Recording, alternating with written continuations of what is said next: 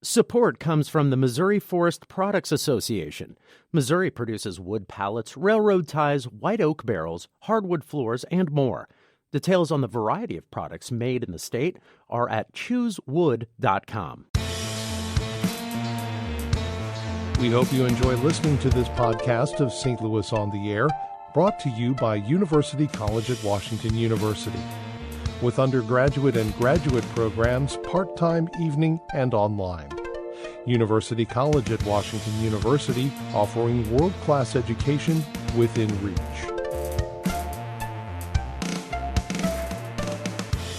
Welcome to St. Louis on the Air. I'm Don Marsh.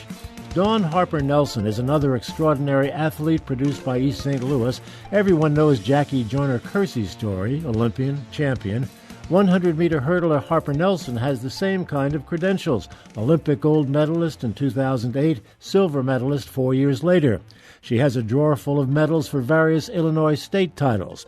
In recent years, she has been living in Los Angeles, but now she is retired and has just returned to her Metro East roots. She's already busy here, preparing to participate in the AHA Women's Speaker Series this week. I sat down with her a few days ago and welcomed her home and asked how she is readjusting to the Metro East after L.A. I'm doing well. I've always loved home, came home all the time when I was running professionally. Right now, I'm actually just trying to be lazy. I'm trying to kind of do nothing for a while. It's only been a week and a half, but I'm enjoying laying in my bed and on my couch. When you're not doing nothing these days, what are you doing? I do speaking engagements a lot. I travel. I speak to the youth. I actually have an event coming up, a red carpet event in Monaco. So I'll still be doing a lot of traveling. And then me and my husband, we want to start our family. So hopefully I'll be very busy with a lot of little bitties. Well, you will be busy regardless of how many you have. That's no question about that. What was life like growing up in East St. Louis for you? Oh, life for me I was very blessed. I think I was, from what I hear when I got older, just about the hard times going on, I feel like I was very sheltered from that. I had a lot of positive role models. When I joined track and field at the age of 12, that just took over my whole life. And so for me, that was weekdays, weekends. Any free time that I had, that's what I was doing. And so East St. Louis to me is just where I call home, and it's just nothing but positivity and love that pours from there. You bring up something that's very important, I think, for young people, and that is to have something to do and someplace to go. Absolutely. Yeah. And that's also, to me, that makes me think of, I remember when Jackie Joyner opened her center, and I remember I worked there before I went off to college and just saw, how it just affected the community. And so that's so great she has there. But sports for me was it. And Jackie Joyner then, now Jackie Joyner-Kersey, yeah, must have been a terrific influence on you. Absolutely. She would come out. You hear about Jackie Joyner-Kersey as a young child and running track. Of course, you're going to hear about it even more. And then I remember she came to the track one day. We were having track practice, and she watched us practice, and she pulled me aside, and she said, Dawn, I see something special in you. You don't give up. You keep going. And I remember thinking to myself, Wait, Jackie Joyner-Kersey just pulled me aside and said she sees something special. That stuck with me till this day. What do you think she saw? I think she saw someone that really had the love for it, but had just scratched the surface of their potential, because I was still very early in my career then, if you want to call it a career at the age of 12, 13. But just saw someone that had the passion. But, you also can look at these young athletes, and you can see the build, the legs, the arms, the shape, and knowing they're not even in the weight room yet. And you're like, they look kind of strong and flexible and things like that and powerful. So I think she saw a little bit of that. When did you know that you had what it would take to win a gold medal and other things? For me, that moment was my 9th grade year at the state meet, the Illinois state meet, track meet. And I remember going into the 100-meter hurdles into the finals, and I was going against a senior, and she had won state the year before. And it was between me and her, who was it going to be? I hadn't really been beat all year.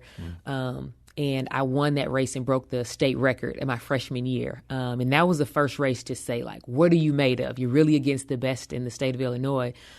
And to do that, knowing that I felt kind of the pressure that I had, that I really just put on myself, I said, I think me and this thing called track are going to have a good relationship. What was the dream like at that time? Did you dare to dream of running around the world and winning the kinds of prizes that you won? You did, but honestly, you didn't truly understand what you're really saying you want to do. You're like, I want to go to the Olympics one day, and you do your research and you just see that you run in front of all these people. But to really know the history and the background, of the runners that have gone there to actually get a medal, how much they dedicated their lives to it. And just along the way, I realized that. But as a young kid, I knew that I did want to step outside of East St. Louis and see what I was made of and compare myself to the rest of the world, Well, and you saw that in yourself. You saw that you could pull this off. I really did. I knew that I had a good base and foundation from my parents to go out there and, just believe in myself and just say, succeed or fail, we're going to try. Well, the high point, I guess, I don't want to speak for you, but I guess the high point was winning the gold medal at the Olympics in Beijing. Correct? Definitely one of my high points. And it was, like I said, obviously the initial high point, because at the time I was working 3 jobs, did not have a contract from Nike, and actually ended up running in the Olympics in one of my teammates' pairs of spikes. And so for me, crossing that line and getting gold, that's when you realize in that moment that all of the sacrifices that I've made, living away from family, working the 3 jobs, crying at night, like, Lord, I hope this works. It all paid off. So a lifetime of work to get to this point. Let's hear how long it took to actually win the medal. Sounds good. And it's a fair start. Here's the first hurdle, and Lolo Jones and Sally McClellan are there together. Here comes Dawn Harper to join them. Lolo Jones has the lead, but she hit the hurdle. She hit hurdle number 9, the next to last hurdle. Lolo Jones hit the hurdle, and Dawn Harper wins it. Wow. Yeah. What sort of feelings do you have when you listen to that? You can just see the race. I see the race step for step. I think of just in that moment, I remember realizing, like, you're not winning. You have to get in front. You're not winning. Your dream is on the line. And you realize you only have 12 seconds to either make this dream come true, where you literally make it happen, or things have gone terribly wrong and you're kind of sitting around like, oh my goodness, I have 4 more years to try again. Did you realize that one of your competitors had hit one of the hurdles? No, I didn't. My coach, his thing was, I need you to run like a horse with blinders on, because you need to run your race. So many things can happen with the hurdles. There's 10 obstacles that we have to overcome.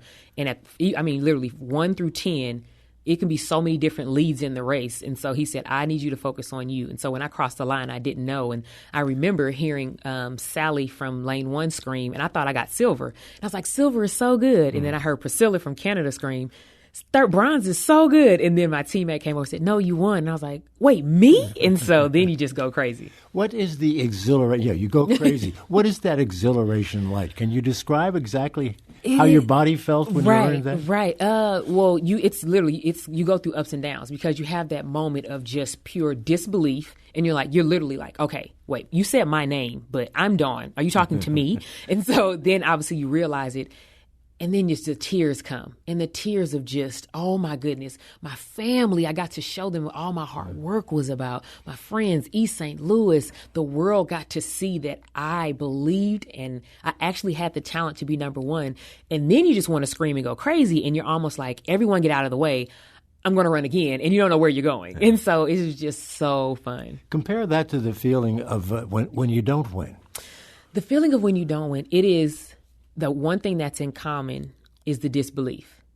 And you expect to win. Especially when you get to a certain part of your career, you definitely train for the execution. You train to do right. But then when it doesn't happen, the thing is, it happens in the blink of an eye. Just like you feel like you win in the blink of an eye, it tragically goes wrong in the blink of an eye. And you find yourself just trying to replay what happened. And you can't quite picture it. Okay, the 5th hurdle is where it went wrong. But what happened at hurdle 4? Why did it go wrong? And you just find yourself just wanting a moment to just sit there, but you can't, because now either the reporters and everyone has questions for you and they want answers, and you're like, I want answers. And so that's just the other side of it. Do you ever use video, as many athletes do, to check their performance and see what changes might be made? Oh, yeah, absolutely. At practice, we do many times, especially when you're trying to do the fine details, because sometimes it can be really hard to catch with the naked eye. Like you said, my race is 12 seconds. And so to say over that hurdle, this went wrong, it's kind of like, oh, your trail foot was down just a tad. You need to bring it up, not even an inch. And you're like, oh, okay, I got it. And then you have to make that correction by the next hurdle. Oh, boy. Some of those corrections must be so subtle that they're more difficult to make when they're subtle than when they're major. That is exactly what it is. Yeah. When you're first starting out in the hurdles, your arms are all over the place, legs, and your coach is like, bring your arms down. You can see exactly what he's talking about. But once you get to the point when you're running against someone that has the same personal best as you and you're trying to beat them, you can win or lose a race by 0.001.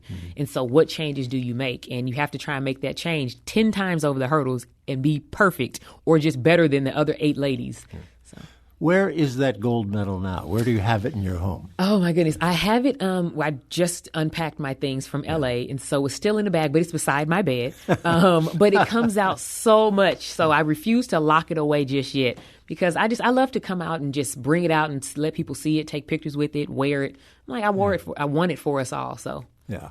Well, I was betting that you would take it out from time to time. Yeah. Just say hello. Yeah, right? absolutely. Right? Let's talk a little bit, if you don't mind, about women overall in sports today. Mm-hmm. And the first thing that came to mind when I knew I'd be talking to you was the episode with Serena Williams recently. I'm sure you've been asked about that. Yeah. What do you make of that? She is claiming sexism on the basis of that call that was made during the U.S. Open.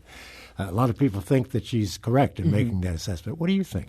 Oh, man, I think that's a really tough decision for both sides because you have her that's the athlete and we know what we're working for. We know that I have my integrity intact. I'm not going to, like she said, I would rather lose than cheat and win. That's just not how, especially I say the great athletes are built. And so for her mind is like it would never go there. The official, he felt like he saw one thing, he wants to stick to it. And you find yourself kind of like, where do you go on his side? Because when they make a call, you feel like they need to stick to it. I mean, how do you keep a job if you always go back and forth? But it's one of those, it's hard because he doesn't know the integrity of each athlete out there. But then for her, she's like, I know myself and I would never, ever, ever do this. And so I love that because she knows herself and says, I would never cheat, she's standing for what she believes in because it almost seems like if she would have just said her piece there and left it alone, then it would have been like, oh, she was trying to cheat. And she's like, I need you to understand that's not who I am and I won't stand for it. The rap is that if that had been a man, that wouldn't have happened. But what they did do, I saw a lot of videos where they were showing where men have been a lot more interesting in the wording that they choose. Let's say John McEnroe from your neck of the woods. Right, using a lot, more colorful words, towards the officials, and they didn't get such calls, and they didn't get, the fines that they did. And so how can you say that she's wrong? How can you say she's going too far and saying it's sexism? I don't think she is because point blank, you show a video side by side. What can be done about that, do you think? I think that one thing that can be done is the thought of we need to be, ladylike when we're out there needs to go out the window. I'm an athlete right now. I am not worried about your feelings. What I want to do is I'm going to do it the right way, as in I'm not going to cheat. But if I'm going to grimace and I'm going to, scream and have these grunts and, look stronger than my opponent, I should not be judged for these things. And so I think that this stigma of, we should look a certain way and carry ourselves. No, I'm an athlete and I'm out here to actually kill this game, So not to try a pun, but you want the level playing field, the fairness between men and women in all aspects. That's all we're saying. If we get that, you will see that. I think the game will just elevate even more. Yeah. How about in the terms of pay equity? Female athletes, I look at some of the basketball players, from the women's basketball players and other athletes, golfers, not even close. It's just not even close. And you see that we are making strides to getting closer, but you find yourself like, okay, when's the date though? Like, can you sign a piece of paper to say this is the date that we're just going to stop this and say, okay, the women are out here killing it just like the men. People are showing up to see the women just like they are to see the men. So, the difference in that. And I understand when, that the organization isn't necessarily making as much as, like the WA maybe isn't making at like dollar for dollar. But I'm sorry, you're making more than what you're paying, the women. And so that needs to change. Yeah. Well, we'll see about that. I know. We've been talking like this for a long time. For a very long time. And it's a little better. It's a little better, but it's not even close anymore. Another area I'd like to talk to you about is athletes and protest. Let's go back to taking a knee and a number of things that have happened before that and since. Is that the proper role for an athlete? I think I would have to say it is because I am still human. I still believe in certain things. When I put on this uniform to play, I don't think that I necessarily put aside everything that I believed right before I put on the uniform.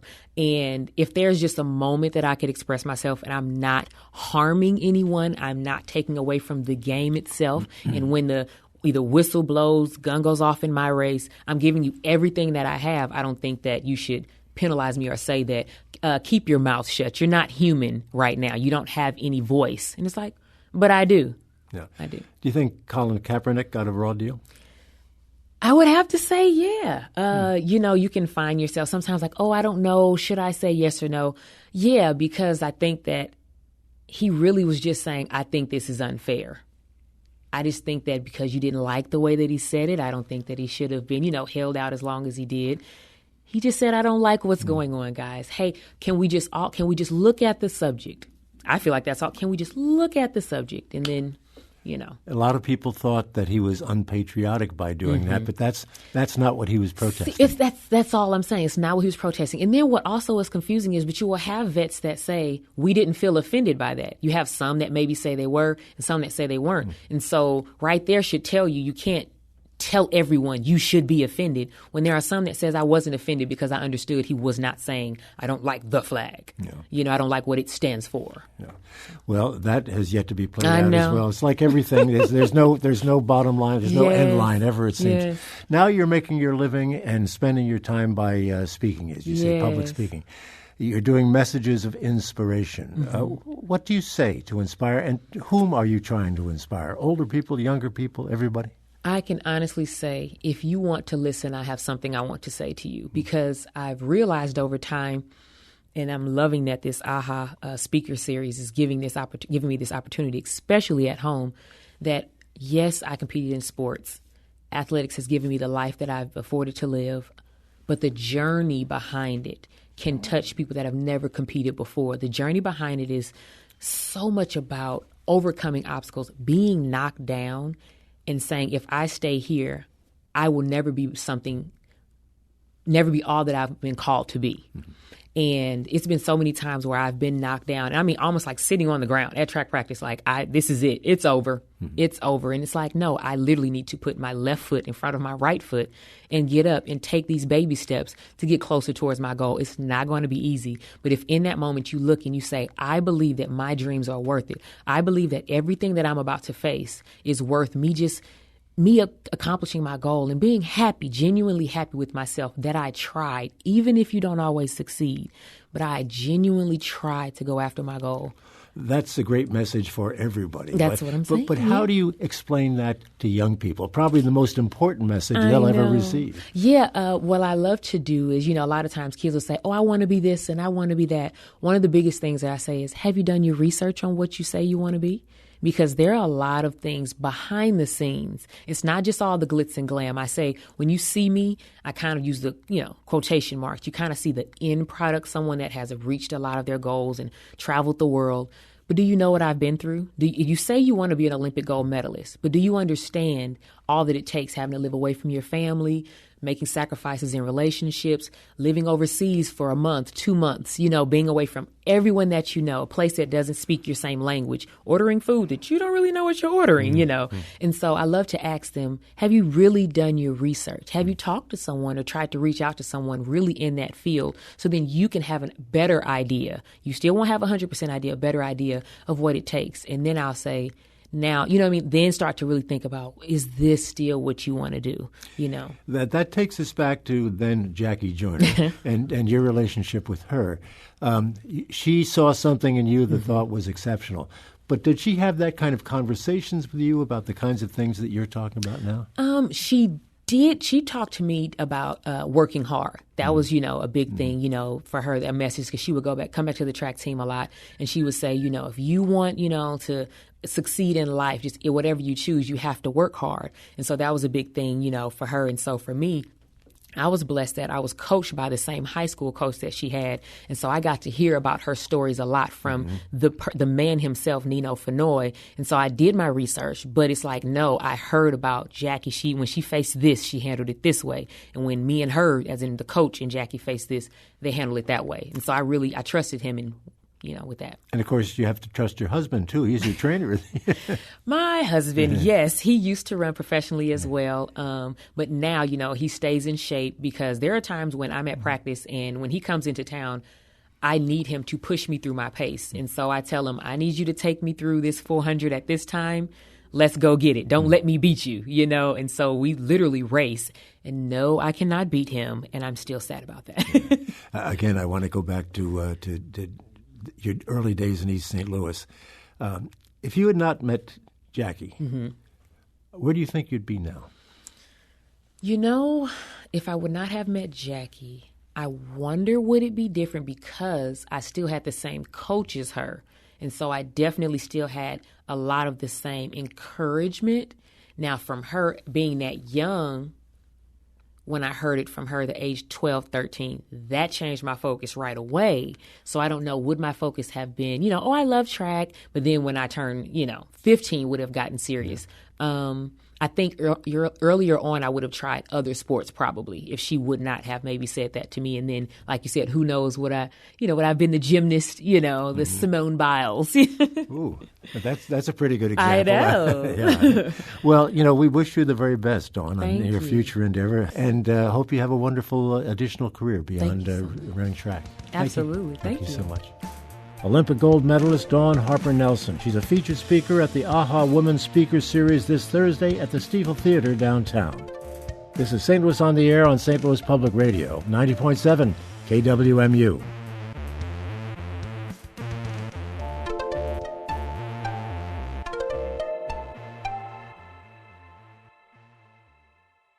Support comes from the Missouri Forest Products Association, providing more than 41,000 jobs in the production of wood pallets, railroad ties, white oak barrels, hardwood floors, and more.